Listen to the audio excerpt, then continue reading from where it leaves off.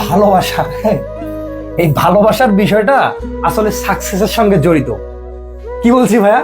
ভালোবাসার বিষয়টা, এই ভালোবাসাটা হতে পারে বাবা মার সাথে, হতে পারে প্রিয় মানুষজনের সাথে, বা অন্য যে কোনো প্রাণীর সঙ্গে ভালোবাসা হতে পারে।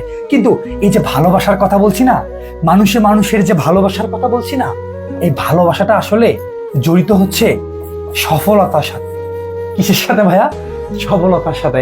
এখন তুমি প্রশ্ন করো যে ভাইয়া, ভালোবাসাটা সফলতার সাথে কিভাবে জড়িত? ভাই, তোমার প্রিয় মানুষের কথা বলি। একদিকে তোমার প্রিয় মানুষ, তুমি যদি জীবনে সাকসেস হতে না পারো, এই প্রিয় মানুষ থাকে না। সবার ক্ষেত্রে এরকম হয় না, বেশিরভাগ ক্ষেত্রে প্রিয় মানুষজন থাকে না, তারা ছেড়ে চলে যায়। এরপরে কিসের কথা বললাম? বাবা মার কথা বললাম, যারা সবচেয়ে আপন। দেখা গেল যে তোমরা একই পরিবারে তোমরা দুইজন ভাই আছো, একজন সাকসেস হয়েছে আর একজন সাকসেস হও নাই। দেখবা তোমাদের মধ্যে ভালোবাসার একটা বিশাল একটা ফারাক থাকবে।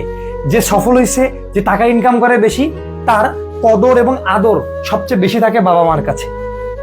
আর যে বেটা সফল হতে পারে নাই, যে বেকার, তার ভালোবাসাটা একটু হলেও কি কম। এই যে বললাম না যে ভালোবাসা জিনিসটা আসলে সফলতার সঙ্গে জড়িত। কেন জড়িত বলছি?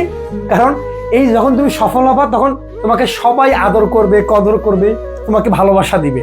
আর তুমি যখন সফল হবা না, এই প্রিয় মানুষের ভালোবাসাটাও দেখবা যে জানলা দিয়ে পালিয়ে চলে যাবে।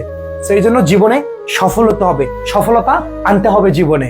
আর তোমার ছাত্র জীবনের প্রথম সফলতা বা বড় সফলতা এই অ্যাডমিশন টেস্ট। তুমি মানবিকের শিক্ষার্থী, তোমার টার্গেট ঢাকা বিশ্ববিদ্যালয়। এইটাই তোমার জীবনের এখন আপাতত বড় একটা সফলতা। এই সফলতার মধ্য দিয়ে পরবর্তী সফলতায় তুমি চলে যাবা জীবনের। সো এই সফলতাটা নিজের করে নিতে হবে।